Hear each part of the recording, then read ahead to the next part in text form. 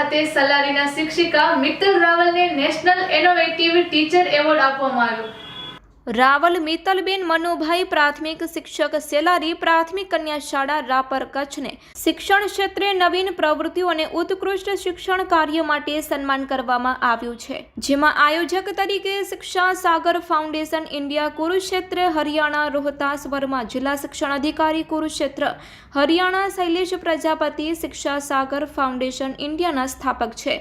સુરેશ રાણા શિક્ષા સાગર ફાઉન્ડેશન ઇન્ડિયાના સ્થાપક દ્વારા સુશીલા જંગરા પ્રોગ્રામ કોઓર્ડિનેટર શિક્ષા સાગર ફાઉન્ડેશન ઇન્ડિયા સન્માનનું પ્રતિકાર્પણ કરવામાં આવ્યું હતું। રાષ્ટ્રીય શૈક્ષણિક seminar national innovative teacher award સમારોહ 15 નવેમ્બર 2024 કુરુક્ષેત્ર હરિયાણા ખાતે બોર્ડ ડોસી ટીમ દ્વારા 20 રાજ્યોના 155